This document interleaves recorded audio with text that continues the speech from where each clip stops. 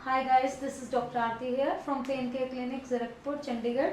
आज हमारे साथ एक पेशेंट हैं जिनको काफ़ी ज़्यादा डिस्क की प्रॉब्लम हो गई थी। एक्चुअली उनका डिस्क बल्ज हो गया था और उसकी वजह से उनकी नर्व प्रेस हो रही थी और उनका L5S1 पे 8.5 गैप बचा हुआ था और उनकी पेन इतनी ज़्यादा सीवियर थी कि जब वो आए थे तो वो बैठ भी नहीं पा रहे थे। So let's talk to the patient. हाँ जी, क्या नाम है आपका? मेरा नाम मंजीत है और मैं लोकल मोहाली से हूँ। और सिचुएशन ऐसी थी कि मैं पिछले 1 साल से इस प्रॉब्लम से हूँ। क्या हुआ था 1 साल पहले? मतलब मैंने वेट वगैरह उठा लिया था, जिसकी वजह से मतलब ऐसी दिक्कत शुरू हो गई थी कि धीरे धीरे धीरे पेन इंक्रीज़ करने लगी थी। और काफ़ी डॉक्टर को मैंने दिखाया, जलंधर में, पठानकोट, फिर नवां शहर। इसके अलावा मैंने यहाँ तक कि मैं यमुनानगर तक भी चला गया था, हरियाणा में।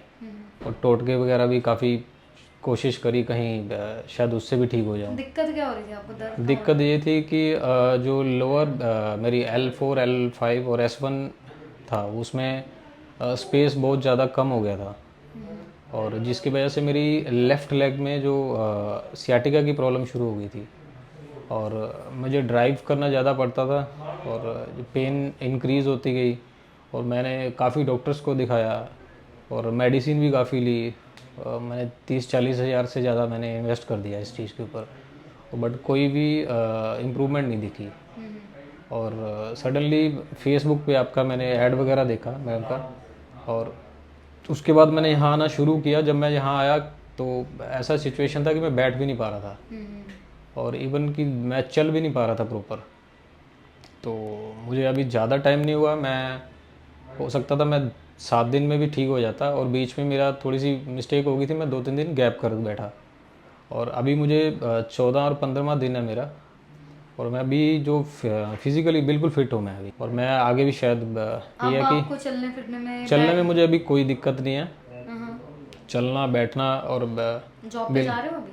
हाँ, मैंने स्टार्ट कर दिया अभी, और बैठना आप भी शुरू कर दिया। और मैंने आज इवन गाड़ी भी चलाई है। ओके। नहीं तो गाड़ी टोटली पिछले 1-1.5 महीने से बंद करी थी चलानी मैंने। तो थैंक्स कि मैम आपका, कि एक्चुअल कोई मेडिसिन ट्रीटमेंट नहीं है इनका, और किसी तरह की कोई दवाई नहीं देते ये, सारा मैनुअली ट्रीटमेंट है। और मैं जो इस पेन से जूझ रहे हैं, मैं उनको भी कहना चाहता हूँ कि ज़ीरकपुर में डॉक्टर आरती एक बार ज़रूर विज़िट करें आप।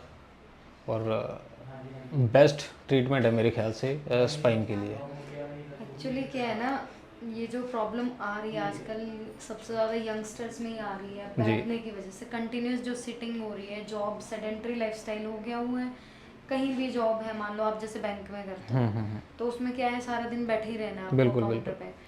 बैठे हैं, फिर कहीं आना जाना भी पड़ रहा है, उसमें भी ड्राइविंग ही है। तो बिल्कुल। ओवरऑल अगर हम देखें तो आपकी मूवमेंट दिन की बहुत कम है और आप बैठे हुए हैं, कभी बैठे सिस्टम के ऊपर बैठे बिल्कुल हुए हैं।